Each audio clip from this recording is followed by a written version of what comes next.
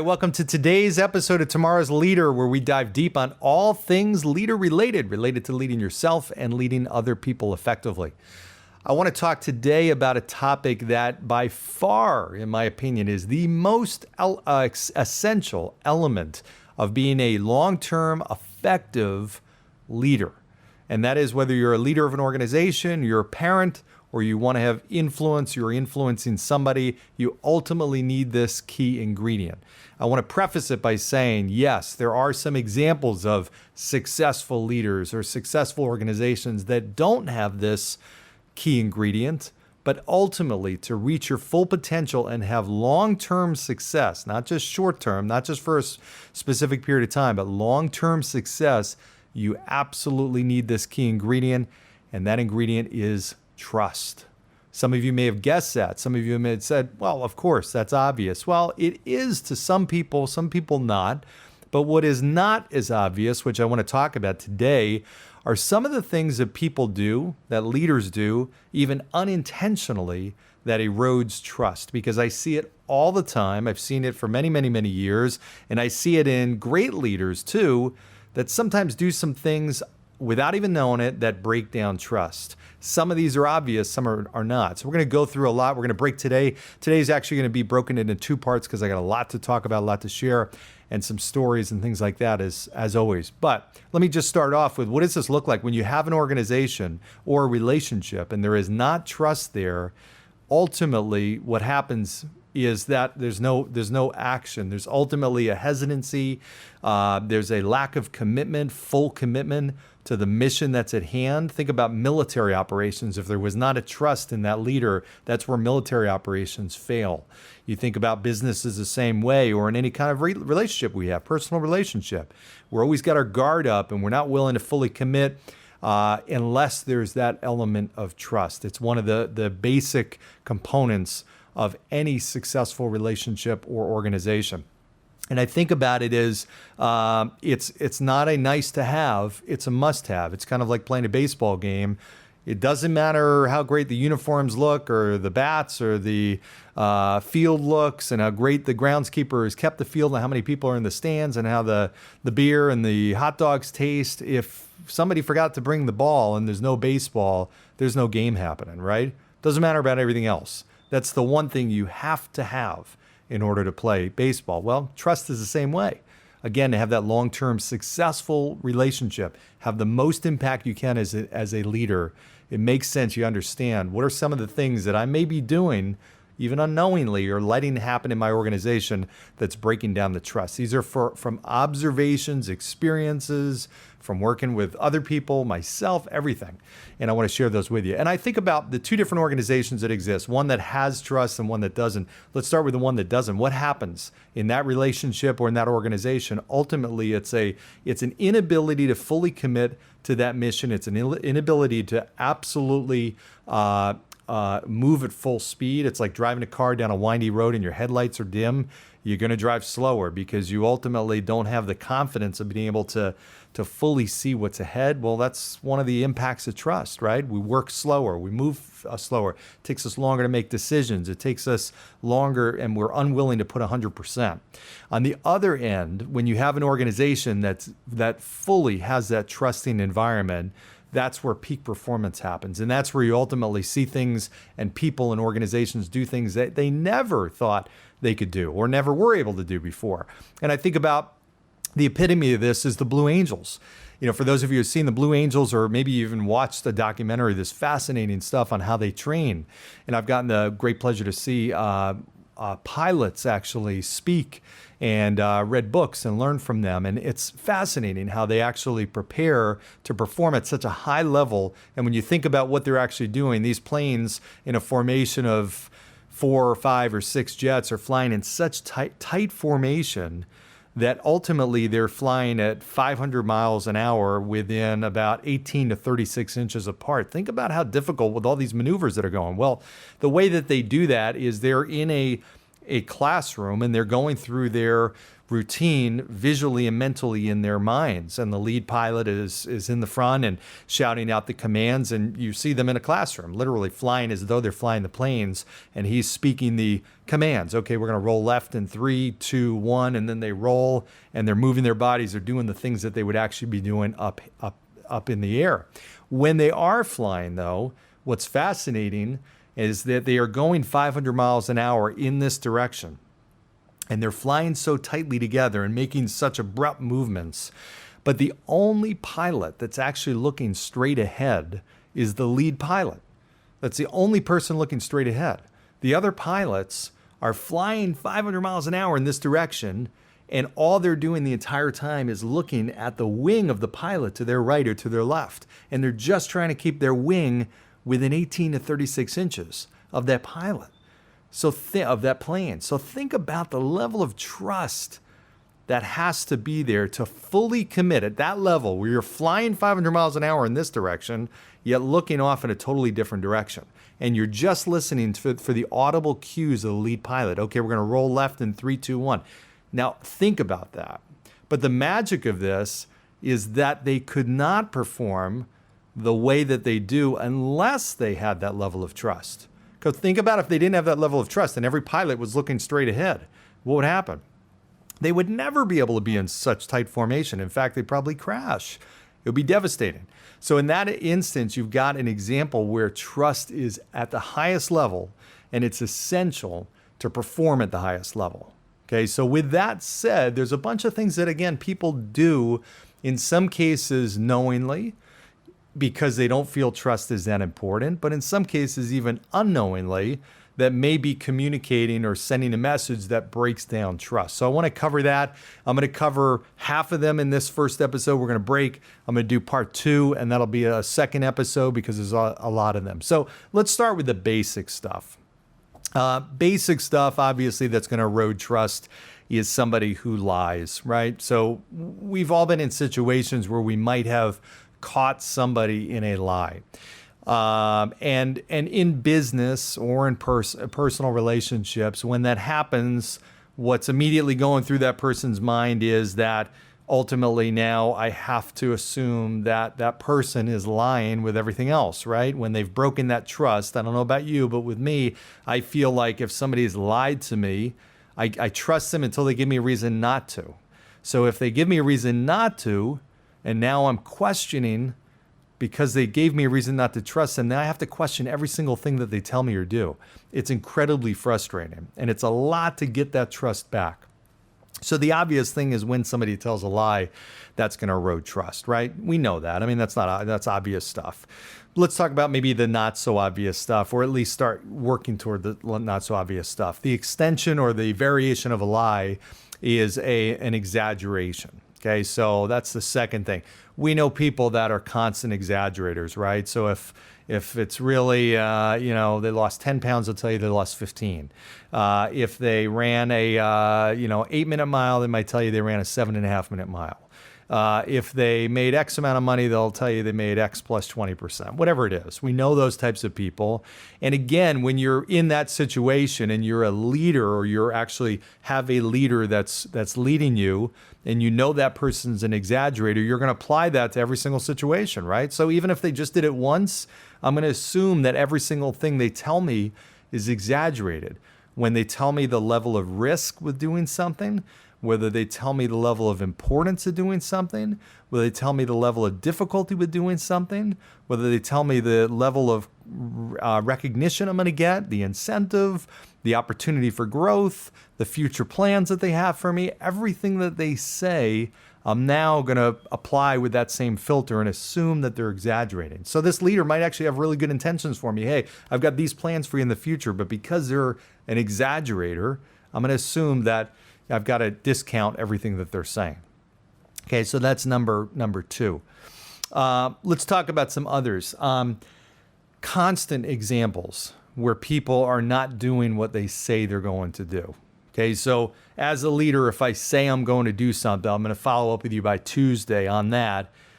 If I don't follow up, or I follow up on Wednesday or Thursday or Friday, which is not as bad as not following up at all, it's still breaking trust, right? I'm telling them I'm going to do something and I'm not fulfilling my promise. I used to work with somebody, and I remember a leader that used to come around and visit different offices and ask what kind of support they could give and everything like that. And this leader would ask questions. Okay, what are the problems? What are you struggling with? What do you need help with? And he used to carry around this little blue or black notebook. And I remember he'd like write stuff in this notebook. And when I first met him and was dealing with him, I'm like, all right, that's pretty cool. He's taking the time to take notes and actually go back and work on this stuff and follow up. But I never heard anything. Like literally never. So we used to joke, and he used to become a joke, or became a joke, that it was this black, the black hole notebook. Like, what you wrote in there, you never saw again. Poof. Just disappeared, right? So it was just, then it became obvious it was really just this superficial gesture, right? He took out the notebook, and it was almost like, okay, when he started doing that, then you'd be like, okay, well, obviously, this isn't going to go anywhere. So his whole credibility lowered, right? His effectiveness lowered. Now, maybe he had good intentions. I'm sure he did. But his actions didn't exemplify that he really felt our needs were important, right? He took the time to do step one, which was to write it down, but it became clear that it was really just to show us and make an appearance like he really cared, when in reality, he probably didn't have any intention on doing anything. His intentions to help us maybe were there, but his intentions to do what was required to help us really wasn't there, or his commitment level wasn't there. Okay, so I see people do that. I was dealing with somebody not long ago who, great person, but who was committing to do something and get something to me by a certain time. He said, hey, I'm going to get it to you tomorrow. Tomorrow came, nothing. A couple days went by, and oh yeah, I didn't forget about you. I just got overwhelmed. All right, I get it. Sometimes that happens. But tomorrow night, I will be doing this. I'll be working on this. You will have it by the end of tomorrow night. Okay. Didn't happen. Didn't get it. Okay. A few days went by, and I'm sorry. I get so much stuff going on. Okay.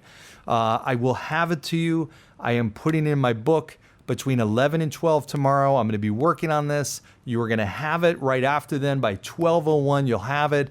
And nothing. So it almost became a joke. So in that situation, it's why even commit to that? I'd rather have you tell me, okay, hey, it's going to take me a couple weeks. I have a whole bunch of stuff going on, and then get it to me sooner, under promise and over deliver. But I see leaders constantly do that, where they over promise and under deliver, and that all that does is break down trust. Okay, that's number 3. Number 4. Here's a good one too, and I've got a story with this. When you have a leader or anybody that's really not listening to you, and they're not listening to you, and sometimes it's because they ask you the same things multiple times, or they clearly don't respond the right way, or they physically aren't even paying attention to you when you're talking to them. I remember a time, this was when I was a brand new advisor, and I remember I was working in an office in Central Jersey, and I was interning at that time, so I was a senior in college, and I had a job offer waiting for me to start once I graduated there. And my leader there, I remember I would go into his office and I would do these one-on-one meetings with him, and he'd be sitting in his computer doing his emails or whatever, and I'd be like sitting off on the side, and I'd sit at his desk, and he'd acknowledge me, he'd say something, and he'd ask me a couple questions, but he never took his eyes off the computer screen every single time. And his body wasn't even turned to me. So it wasn't like his eyes were not on me. His whole body was turned the whole different direction. So it would send me this clear message every single time. It used to drive me crazy. I'm like, okay, well, obviously I'm not important to you, and whatever email you're working on is more important, which can obviously wait, than this schedule. It's not like I just popped into his office. This was a scheduled meeting every single week. And I would go in his office for this scheduled meeting, and he could not break away from the emails and give me the attention that I felt like, listen, I was an intern. I wasn't like an MVP or anybody generating any kind of significant revenue. But hey, guess what? You know what? I ultimately would have been. So I decided, it aggravated me so much. It pissed me off so much. I decided I wasn't going to start there. I ended up moving to a whole different office in South Jersey, which was one of the best decisions I ever made. And it was because of that one thing. That aggravated me so much. And there was I felt like totally unimportant. Okay, why would I work for somebody and bust my butt and be part of a team where it seems like I rank lower than an email? I mean, in reality. So that I see leaders do that. Now, did he know that at that time? Was that his intent? Was that the message he was trying to send me? Of course not. But he did it. And the result was he ended up losing me and my sister, who was starting as well, who we ended up starting in a whole different office. And it was stemming from that, which I'm like, how could I really trust this guy with my future if, that we're not important to him, or I'm not important to him? That's how I felt. So that's number 4. Don't listen to people. Number 5, here's a really good one. A way that I see leaders break down trust. And you may think, okay, well, how does this have anything to do with trust? I'm telling you, it does. People that are late to meetings. Or they say a meeting is going to be an hour and it tends to be an hour and 15 minutes, or an hour and a half, whatever. Both of those show that they value their time more than yours. So a leader that is late to a meeting sends a message to the team or to the followers that their time is more important. Now, maybe it is. Maybe there's more of a value on their person's time. But what I find is that being late on occasion, there's always circumstances where at some point in your life you're going to be late for some uncontrolled thing. But what I find is there are people that are habitually late. Now, when you are habitually late, it's a choice. It's a decision that you make. It's nothing more than that. And I remember I was one of those people way back when. I think I told the story on one of the other episodes. That it was a choice that I was making, that it was actually okay to be late. Today, I can't be late for stuff. It drives me absolutely crazy. And it drives me crazy when other people are late for stuff. Or if that meeting, that call that was supposed to be 10 minutes is 15 or 20 minutes. I don't want to do a 15-minute call when it's supposed to be 10. You told me it was going to be 10. That is a way that you erode trust. I got referred to my doctor, who's absolutely fantastic. And my doctor, when I met with him, when I came in for the first time, they told me, and the person that referred me told me this too, this doctor will never be late for you. Now, right then and there, I was sold, right? I'm thinking, okay, I've never been to a doctor that's on time, ever. In fact, I thought that's like part of the thing they teach in medical school or something. You have to be late for people coming out to the waiting room. I don't get it. But you've kind of gotten accustomed to it, right? It becomes the norm. Like, okay, well, I'm going to go to a doctor. My appointment's at 3. They're not going to get me to 3:45. This doctor is never late. I mean, when I say the appointment is at 3, they'll get me at 3 o'clock. I'm never left to wait in the waiting room, and I will always be there on time as well. And they set that expectation. So that to me, and I've referred a bunch of people to my doctor because that to me is a sign. Number one, I can trust him because he values my time, and that's a way to build up trust, right? That's a big statement that people make. So that's number 5. Let's talk about number 6. So leaders will oftentimes of organizations or teams or whatnot, you're going to have meetings with the people on your team or with your followers, and they're going to be, I call them one-on-ones or business reviews, whatever the case is. Well, I see leaders all the time. Now, some leaders love conducting these, others don't. Some are in the middle. But I see leaders all the time that you look at these appointments, these meetings, as reschedulable. Is that a word? They're able to be rescheduled, right? They look at them as being movable in the calendar. Hey, we're going to have this one-on-one, but if something else more important comes along, I'm going to do that. And I see that happen all the time. Doesn't matter, for a myriad of different reasons. And once in a blue moon, sure, once in a while, that might be unavoidable. But when you reschedule those one-on-ones, that also is making a clear message that whatever else is more important than this person. And believe it or not, your people usually find out what it was, right? So I know if my leader reschedules something, I'll probably know what it was. And then right there, it's super clear and transparent as to what it was that was more important to me. So I hope it is something that I would say also is more important than me. Oftentimes it's not. And I've seen leaders really erode trust because of this. Maybe it's an interview with a new recruit. Maybe it's a long lunch. Maybe it's a client meeting. Maybe it's another meeting with another person in the organization. Whatever it is, ultimately realize that rescheduling is going to erode trust, which is number 6. Number 7 is an extension or extreme level of that, and that's where you don't even show up. You just blow off the one-on-one, that meeting. Okay, believe it or not, I've seen that happen many, many times. I've seen leaders do that.